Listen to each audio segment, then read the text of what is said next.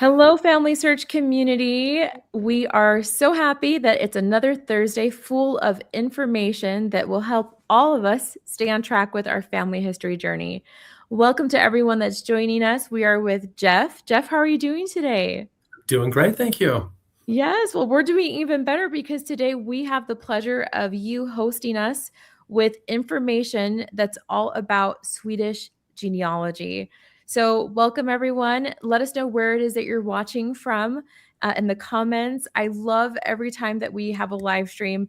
He's showing just the diverse audience that we have. Some of you are watching early in the morning, wherever you are in the world, or later at night, or catching this after the fact. And for those of you joining us later, thanks for tuning in and for Jeff for your time. Jeff, how long have you been at the Family Search Library for? This year is 25 years. What? That's incredible. And how has it been for you? What's been your favorite part about it? Oh, helping guests, hands down. Just working with people, helping whoever comes in with whatever problem they're trying to solve. It's been fun. It sounds like so much fun. And every time that we hear about people's experiences and the findings that they make by using Family Search or whichever entity they use for their family history. We're just so happy when that happens. And that's why we do these Thursday live streams. So, a quick question for those of you that are joining us. I have a question for you. How many of you have researched your Swedish ancestors before? Or is this the first time that you are researching Swedish genealogy? And I was talking to Jeff before we start, and I said, how much of this is actually just relevant to people that have Swedish heritage? And what did you say, Jeff? So the content that I'm focused on or will present is really just focused on Swedish genealogy, but the Family Search Wiki is a fantastic resource with tons of information, tons of relevant links that'll direct you to solve all kinds of problems for all over the world. I love that. And it's something that Jeff is it's actually a constant theme that people like you and your colleagues from Family Search Library have focused on in a lot of the classes and presentations that we've had here at Family Search. And it's just Mm. how much of a valuable source the wiki page is. And I think someone, and I can't remember who it was, but one of your colleagues said that it was like one of our best kept secrets. And to Yeah. your point, you were saying how it's it's a resource where so much is available at your fingertips to get you started, no matter where you are in your journey to either to get started or to continue your family history journey. It's just something that makes your family history um, accessible Mm. and it's very intuitive. And so I'm so excited because even though I don't have Swedish history ancestry, excuse me, I'm excited because I know that a lot of the pages that you're going to go over today will help Yeah. me understand just how I can better navigate this. And again, just for those of you that are joining, you're like, oh, what's Family Search? Family Search is free. You don't have to pay a membership or subscription to access all of the wisdom and the resources and the records, the billions of records that we have to offer. It's free, and we work with a lot of other industry friends. And anyway, we're just so grateful for Jeff and his time today. So Jeff is going to show us 8 powerful pages in the wiki on our wiki page that are going to help us with Swedish research and navigating those challenges and overcoming them, especially overcoming them. And get this, Jeff, you have, I was reading your bio, more than 35 years. That's a lifetime. It's a generation. It is. So Yeah. just Jeff, just a quick question. What got you inspired to just to be so involved with family history and to stick with it and to become an expert? Yeah. My mother was an immigrant from Sweden, and Mm. she came here to the States, and she was so passionate for genealogy and finding her ancestors, and she was really my mentor. She Wow. started me out. Yeah, when I was maybe 14 or so, she introduced me to looking in records, and I just fell in love with it. It's just been so much fun. Well, thank you for sharing how it is that you began, and it's so special to hear how all of us just have that memory of starting family history for the first time, and it's so cool that you've stuck with it and you're almost 4 decades into it. That's just Right. beautiful. So, Jeff, thank you for taking the lead today. And for those of you that have questions, please, please, please leave them in the comments. As always, we will get to them at the end of this presentation to make sure that you have answers to your doubts, your challenges. That's why we're here. And again, every Thursday at 11 a.m. Mountain Standard Time, people like Jeff are willing to share their knowledge and wisdom with us of how we can get better at all that we try to discover. Jeff, thank you so much, and take it away. Thank you. All right. Thank you. So for this presentation, or the information I'm sharing today, I'm just going to be using Google Chrome here. And let me close this out. Let's see here.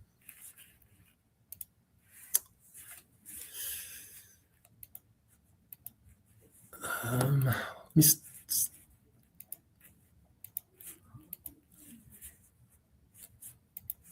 oh boy. Sorry about that. Here we go. Heidi, I'm sorry about the technical difficulty there. Are you seeing this okay? Yes, we are. Okay. Thank Sorry about you. that. Yeah. All right. So, as Heidi mentioned, my name is Jeffrey Fröberg Morris, and I've been here at the Family Search Library in Salt Lake City for 25 years. Very passionate for Swedish genealogy, with my roots on my mother's side and some of my father's lines being from Sweden.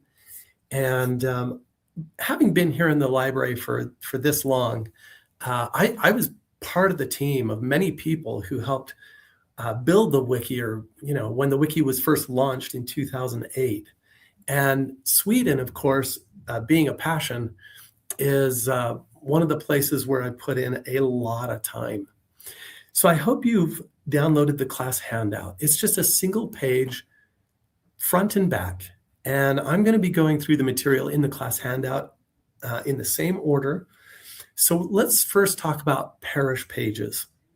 So if I scroll down just a little bit here, you can see that here's a map of Sweden. This is a map basically as the structure of the counties between about 1810 and 1997.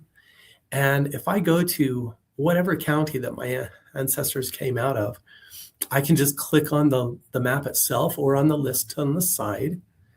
And then I would scroll down and I can see there's this great map. Now, this map is basically showing all of the parish locations within, in this case, it's the county of Södermanland. And each one of these shapes that you look at is a separate parish. If I hover on the map, it often will tell me the name of the parish. And then if I, excuse me, I'm getting over a cold, but if you scroll down just a little bit, you can see that there's a list of all of these numbers up here with the names of the parishes down here. And so there's two ways, to find these parish pages. Now, why am I talking about parish pages? For those of you who are new to doing Swedish genealogy, there were about 2,840 parishes before 1950. And most of these are territorial parishes, which means that they have a specific geographic boundary. And the Lutheran pastor, who was responsible for keeping track of all the births, marriages, and deaths, lived within the parish and was keeping track of everyone who also resided within the parish. And so, and the reason couple reasons this is really important is, first of all, since 1950, there's been a lot of these parishes that have been merged. And so there's fewer parishes today than there was historically. And so if you're using, for example, Google or Google Maps to look up locations of parishes, well, Google Maps is going to be looking at today's parishes. But if you're wanting to see where your ancestors are from in a historical context to know where they were in, say, the 1800s, you need to use a map like this. And then what you would do is you would choose the parish that you're working in. So I'm going to pick the parish of Dunker. It's one of the parishes my ancestors came out of. And for every parish in Sweden before 1950, we have its own unique page here in the Family Search Wiki. And there's a couple of really powerful tools here. So the first one is, and anytime you come to a page like this, if this is new to you, just kind of browse the page, just kind of acclimate to what you're looking at. And first of all, what you'll see is this long list of places, these place names. Well, why are the place names important? Well, there's the main reason is that in household examination books, they are organized, those population registration books, if we call them, they're all organized by place. And so knowing what place your family or your ancestors were living in is really important to be able to find them in the records. And sometimes those place names are hard to read because of that old cursive handwriting that sometimes is written beautifully and other times gets kind of goopy. And in that case, what you can do is come to the parish page that you're working in. You can find the place name that you're looking at, and then hopefully it will help you to be able to read, or interpret what you're looking at in the record. The other thing is that people move around a lot. I know I hear sometimes people say, well, my ancestor really didn't move around much. And to some extent that's true, but it's really influenced by their occupation, their time of life. A lot of the younger working class tend to move around more. And then, if they eventually marry, well, they might settle down in one area. But even then, depending on occupation, they may move around. And so when that happens, you'll see in those population registration records, these household records, that it'll have a place name of where they came from or where they went to. And, figuring out that place name is really key. And so that's why we created these lists of place names in the wiki to help you with that. Now, I also want to just mention quickly that these place names, if I scroll down to the bottom of the page, I can see my references.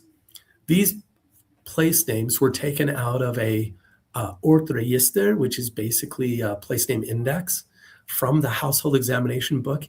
And all of the place names on the parish pages are going to date from about 1840 to 1850.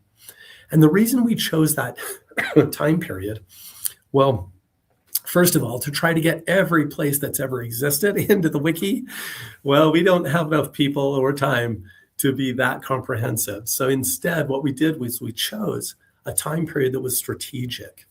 And in this case, this is about the time when the railroad is just developing, starting to expand, but hasn't really expanded a whole lot. And so the people are not moving around as much. And so the place names are more stable. The other thing is that there was a population surge, a growth of population in the late 1800s. And when that happened, suddenly a lot more smaller places were created, which would make these lists super long. And but in the later time periods, it's easier to find people. And so we chose this time period because, well, for those reasons. The other great tool that's here on all the parish pages in the wiki for Sweden is what I call a jurisdiction info box, right? It's this box over here on the right that we can see. And we can see here are different jurisdictions. And you might be kind of looking at this going, wow, that's a lot of information. Why is this useful? Well, the main thing that we look at is, well, first of all, I'll just describe what we're looking at. So you've got the name of each of these different jurisdictions with a Swedish name in the blue link, which points to a page that describes this jurisdiction. And then we see what that word is in English. And for example, a pastorat in Sweden was when a pastor of a parish was responsible for one or more congregations. So before 1947, the Lutheran pastor, who was responsible for the people in Dunker was also responsible for the people in another parish called Lillamoma. And that's good to know, because sometimes people will move from one parish to another, but within the same pastorate. And being able to follow them in the records is helpful to know what is the other parish in the pastorate. Sometimes when a person moves away, it will say on a record that they were born in, say, a mother parish, but actually they were born in the annex parish, which is, in this case, Lillamoma. And if you didn't know that, you wouldn't know where to look if you didn't find that birth record over in Dunker. So it's these kinds of situations that are really helpful to just understand. If I was trying to go in to find, for example, court records, where I wanted to go find either a court case or a probate that had been done or an estate inventory, then I would need to know what herad it belongs to. And, with this info box, we've tried to provide a lot of information in one place so that you can easily see, if they were in the military, well, what are the regiments they belonged? What regiments were supporting or being supported from Dunker Parish in this case, right? It was down here in the bottom. And so it's really meant to be kind of a one-stop shopping tool to assist you in understanding what's going on with the jurisdictions. Now, the next resource I wanted to touch on here. So I just clicked on the breadcrumb trail up here at the top and went back to the Sweden Genealogy main page.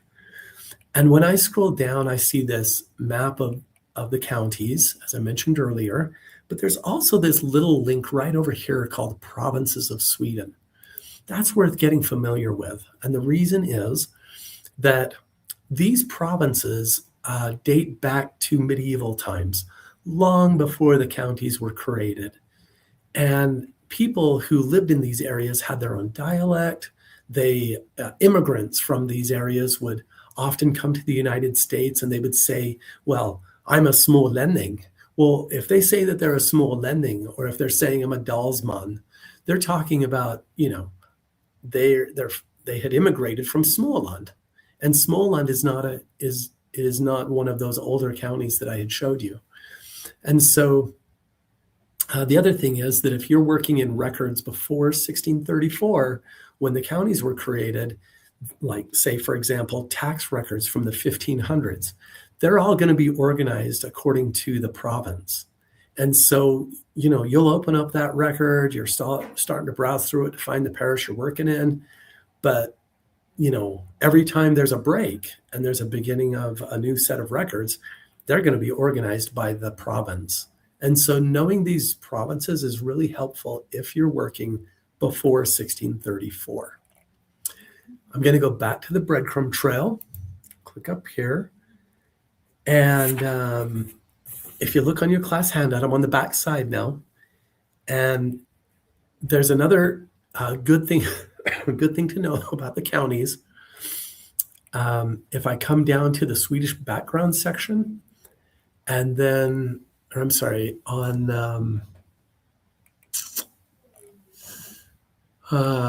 see here. Okay, I did look at this right before the presentation. Sorry. It's the history of maybe I'll just click on my class handout. So I'll just use the link straight out of the class handout. Okay, so this is the history of Swedish counties. And if I scroll down here, I can see that so they created the counties in 1634, but they continue to evolve. And so, for example, you might be working in some tax records, for example, and maybe you're working in the Stockholm area, but suddenly you come across this page that says Svartsjö County, and you're thinking, Svartsjö County wasn't mentioned on the map on the Sweden genealogy page.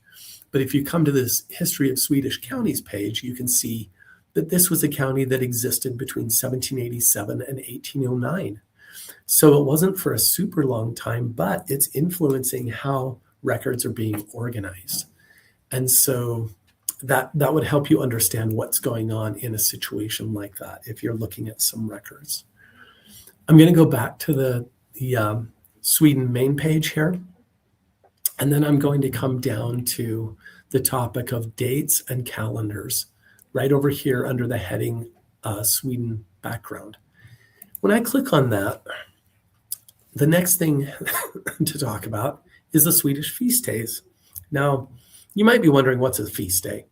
So starting from the 1500s, when Sweden became Lutheran as its state church, then a lot of the pastors would record the date of an event, like a christening or a wedding, in the parish record. But when they recorded the date, they might have used the liturgical year, which is the church year. And so you might see, for example, 17 Past Trinitatis was performed such and such wedding, right? In situations like that, you have to be able to convert it into a calendar date we would recognize. So if you come to the Sweden feast day calendars, and then from here, you can read more about the background of feast day calendars. And you can also read this kind of interesting tidbit about how between 1700 and 1712, the Swedish government actually tried to create its own calendar. That's a really interesting and fun story. But, it only lasted for 12 years because, let's face it, the rest of the world wasn't going to start using the Swedish calendar. So anyway, what you'll do when you see a feast day in a parish record, for example, 17 Past Trinitatis in, say, 1799, what you would do is come in here and choose the year, 1799. And then you would just, when you look at this page, what you see is the Latin terms used on the left, because Latin was the language of education in 1799. And so it's also heavily used by the church in theological schools and seminaries and such. So you might see the date in Latin, but then you might see it also in Swedish if they're using Swedish terms. And then what you would do is you would just scroll down and you would start looking for this feast day that you see in the records. And in this case, 17 Past Trinitatis is known over here in the Latin terms, but it's also known over here in the Swedish terms. And regardless, if I was entering, the date of that wedding into Family Search, Family Tree, I would put in 15 September as the converted date from 1799. And there are other tools online to be able to convert feast days, but this one is so straightforward and so easy to use if you just know where it is. And so that's why we're doing this class. So, okay, the next topic is word lists and occupation names. So if I come over here to the right side again, and I go down to word lists, which is right down here at the bottom, and I can choose either the Latin word list or the Swedish word list. And in this case, I'm choosing Swedish. The cool thing about this word list is that I can see a bunch of keywords, but I can also just start going down. I could do a Control F if I wanted to just find a specific word, and I'm using, within my web browser to be able to find a specific word. And this is a long list. If you look over here on the side, you can see this slide bar. It's a very long list. So you might want to do the Control F option if you have a specific word you're looking for. And if you do that, just type in. So I'll just show you really quick.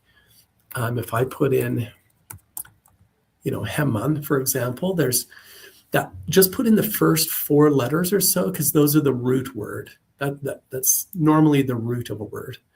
And rather than typing in the whole word that you see in whatever record you're looking at, just type in those first few characters, and then you can use the arrow to scroll up or down to look at the different terms. And then you can see that maybe this was the word you were looking for, hemmansägaren, which means that this is the farmer and he owns where they live.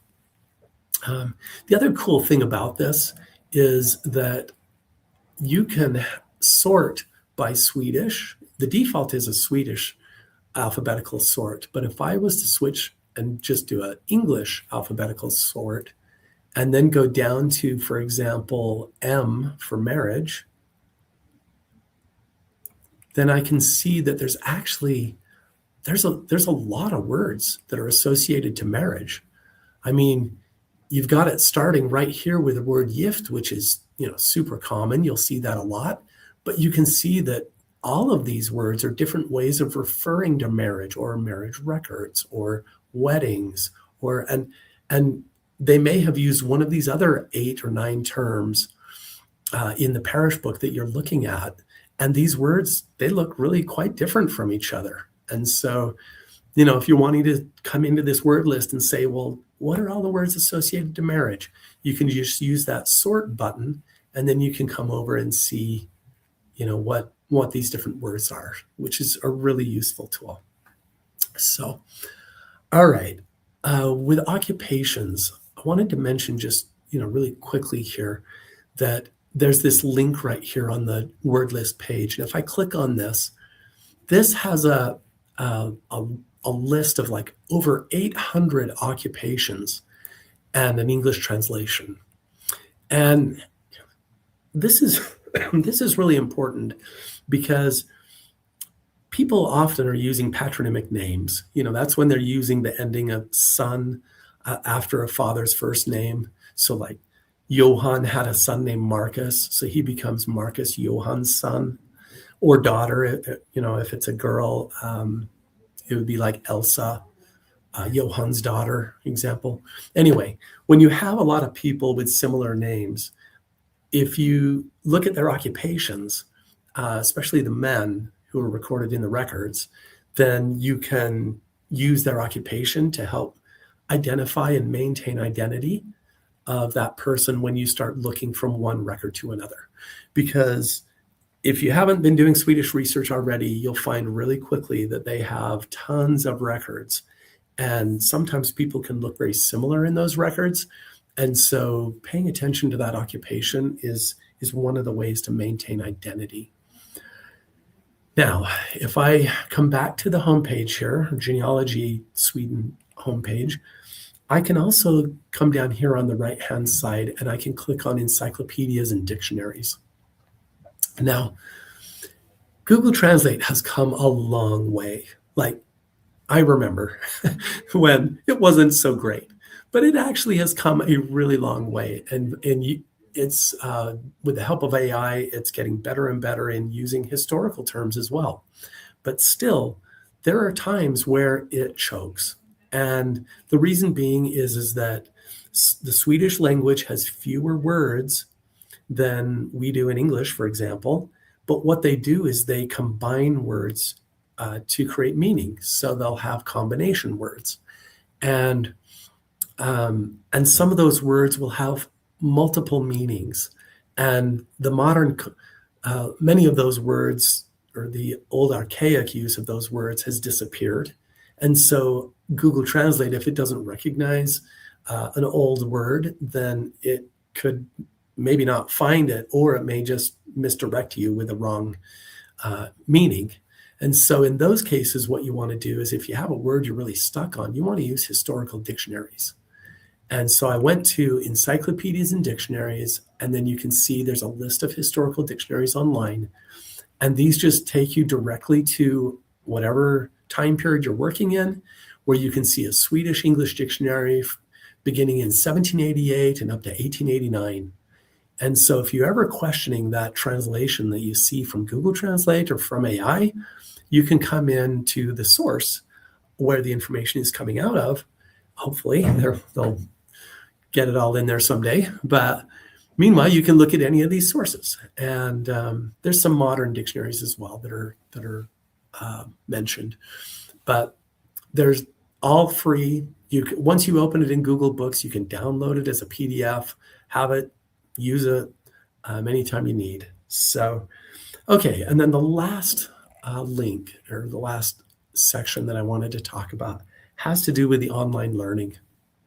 So, here at the Family Search Library, we've been doing a lot of webinars through the years, and many of them have been recorded and put up on our Learning Center that are just available online. And if you come over here to the Sweden beginning research area and then come down to online learning, you can see, and I'll just zoom out just a little bit here so that the table is going to be easier to process. Apologize if the text is really small at this point. But what you can see here is a whole bunch of videos that we have recorded and put up online that you can access for free. We put in the name of the presenter as well as the topic that's being discussed and the year of when it was presented. That's really helpful because some of the content, even from these older presentations, are still very relevant. For example, I did a class on parish record substitution. So what that means is that sometimes the main strategy that you're doing in Swedish genealogy in the Swedish parish books breaks down. Like the processes you're doing don't always work. And if it does break down, or if there's a gap in records or record loss because of a fire, then you can come to, for example, this class, and you can learn more about other types of records that they have and that you could use to try to fill in the gaps. And there's lots of great content here. These are classes that have been put together mostly by the staff here at the Family Search Library, but also from some very good presenters who have presented with Roots Tech. And so anyway, they're in the Learning Center there for you. So at this point, I've gone through the 8 pages that we were going to talk about. Are there any questions online that have come up or that I can? Yes, there are. So, we have a question from, or it's a comment from, kind of question comment from Carolyn. She says, I've learned a lot from your Swedish wikis, but the indexing of our Swedish records is often incorrectly done, causing confusion and errors. Jeff, what are your first thoughts with a comment like that? Thank you for bringing that up. It's good for everyone to be aware of, and you're absolutely right. And when it comes to that, Family Search is always in the process of trying to publish as much as they can to give people direction of where to look, but we all have a responsibility to take it in stride. If there's an error, if the error had been created, for example, by indexing, then you can edit that. If it shows up as a hint, you've attached it as a source, there is a way to go in and actually edit that indexed information to fix it. Yeah, and that's why I think that's also the beauty. I mean, there's frustration, right, with sometimes with the collaborative tree, but there's also beauty of everyone can collaborate, everyone can help make sure that the sources are correct, and it's a community of everyone helping one another. Yeah, that's right. Okay, and then Dan says, excuse me, we have one moment. Okay, so Kay is asking, will this be recorded and put on the site? Just a reminder for everyone that's watching, yes, all of the presentations that are recorded, they are available on Facebook for 30 days and on other platforms. But if you're looking for a library of hundreds of classes, maybe even thousands, we would strongly encourage all of you to go to rootstech.org. And with Roots Tech around the corner, it is the premier family history event. Guys, we are literally 3 weeks away. This is an opportunity for you to soak in and to prepare for all of the family history experts out there around the world. And I think it's more than a dozen languages and millions of people. Can you believe that, Jeff? Millions of people participate in Roots Tech by Family Search. We have Ancestry, we have all of these different reputable, well-known, globally known entities and industry friends that participate. So if you're wanting more of this, please go and save your spot for Roots Tech. That's happening March 5th through 7th. So we're just 3 weeks away. And yes, all of these classes and presentations are available, and they're also available on our YouTube channel. Okay, we have okay, so we have a comment from Linda, and Linda says, "Here in Spanish Fork, Utah, my grandmother's family, the Milds, I don't know if I pronounced that correctly, immigrated from Sweden, as did my husband's family, the Larsons. We want to go farther on these lines." Any recommendations with what Linda is experiencing, Jeff? Sure, sure. If you're just starting out with trying to figure that out, you have a lot of resources. So, for example, you could start here with a wiki, but the wiki really is a self-help tool. And Mm, so, I would suggest going to a Family Search Center that's near you. For example, there's a great one over in Lehigh. There's also another great one at BYU at the Harold Bealey Library, where I know there's people at that library, especially at BYU, who have experience with Swedish research, and they could help you get started. Or, hey, if you want to come up, we'd be happy to help you here in Salt Lake. And, yeah. yeah, and it's a great way to sit down with someone who has experience already to just start learning the ropes. Kind of, I think of research a lot as just kind of like a game. And once you know the rules, you just repeat the rules. So, don't let it become overwhelming. Just kind of start where you are, gather what you know, start putting it together. And then if you need someone to help guide you, there's people at, the centers who are available to help with that. And if you're stuck for whatever reason, please come to Salt Lake. We have people here Monday through Saturday who are available to have lots of experience to be able to help you get through your tougher problems. Jeff, thanks so much for mentioning that you're available at the library and the centers. We have thousands of centers around the world. If you just want to Google it, and I'll make sure that we have the link in the comments. But the reality is that, friends, we have thousands of family search centers around the world, and what one might be near you, you can just Google if you want to right now, Family Search Center, and there's a page that will pop up where you just put in your zip code or you choose your region, your country, and you can meet with people near you to get that help that you need. We also have a lot of affiliate libraries that Family Search works with people that understand Family Search and can help you navigate it.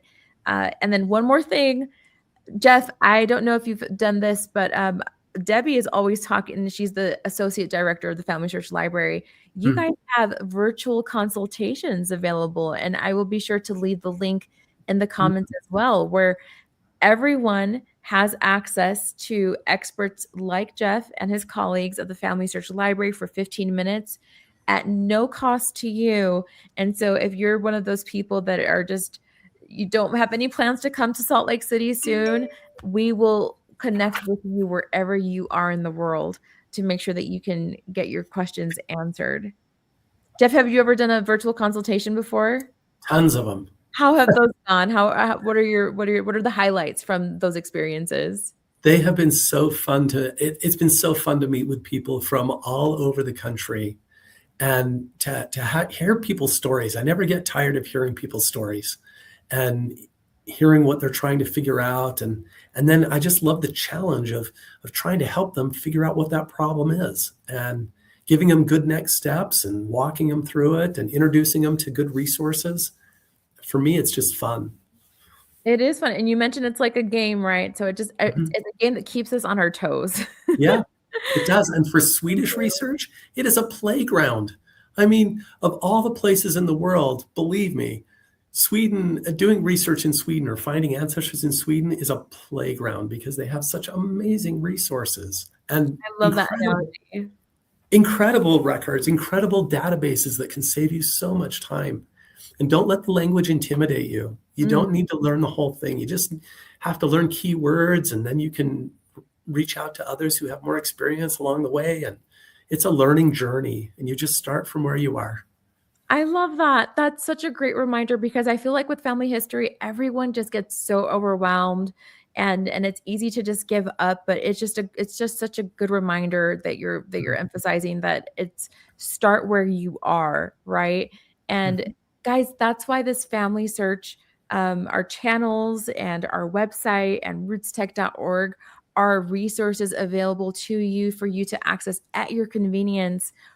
Recordings of people that are experts in all of these different specialties and cultures and regions of the world.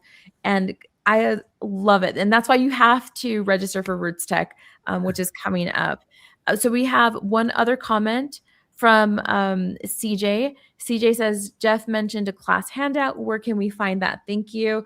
So we're in the process of leaving comments wherever you're watching us from, whether it's YouTube or Instagram or Facebook. We are in the process of leaving those comments, or excuse me, those links in the comments. And Jeff, just tell us just why is a handout so helpful to people, and why is it so important for them to click that link as part of watching this class or any class? Yeah, so it's a great question. What I've tried to do with my class handouts is I try to provide, the amount of the key information that I presented, but I also try to just add just a little more so it Mm, becomes a good reference tool in the future. And then so it's an easy way to just go back and find key pieces of information that were mentioned. But then of course it's a PDF and the links are live. So you could also be using it as a springboard to just click on whatever link you want to go to directly to whatever page I've talked about today. Thank you, Jeff. And I, like many others, I'm just so grateful that you take the time to put together this handout because as we all know, so much information is shared, and I'm one of those people that maybe 10% of what is shared actually sticks to my brain. And so having these handouts is just a great way to remember and to have at my fingertips the information that Jeff shared so that it's not forgotten and so that I don't feel lost and that I do feel less overwhelmed. And we want everyone to feel like that. We want to not just inspire you with all of these experiences that Jeff described of helping people around the world. We want to empower you here at Family Search. Thank you, everyone, for participating. And as always, we look forward to seeing you next Thursday in our next presentation with the Family Search Library. Let me just mention something really quickly. We have so many live streams tomorrow in store for you because starting tomorrow, everything that you see on Family Search channels and on Roots Tech channels, be sure to give us some love there. Follow us there. You will not want to miss it. We have done so much, our team has done so much to connect with people around the world, including a lot of celebrities that you might know, to connect with them and to really just spotlight the joy and the experiences that they've had as they've discovered more about their family's heritage. And so starting tomorrow, at this time and a little and in the morning and in the afternoon, guys, we just have a full schedule. We are so excited. So please join us tomorrow. Join us next Thursday as well. We're looking forward to sharing more information with you about what's to come at Roots Tech 2026. Jeff, are you excited for Roots Tech? I am. I Yes, am. It's a highlight of the year over here. it Uh, totally is. Jeff, how many yeah, people walk through like how what is the is it like a madhouse over at the Family Search Library for people that it are really can in be. person? Yeah. Yeah. Yes, it really can be, especially on the days leading up to it, because a lot of people will come in from out of town and they will come over to the library on Monday, Tuesday, Wednesday, and it is a zoo. But it's It really is. fun. It's so Yeah. much fun. And I just want to mention too, again, that it's a global event. You have the option to attend not just in person in Salt Lake City, Utah, but also it's virtual. So for those of you wondering, like, do I have to go to Utah to participate in this event? Absolutely not.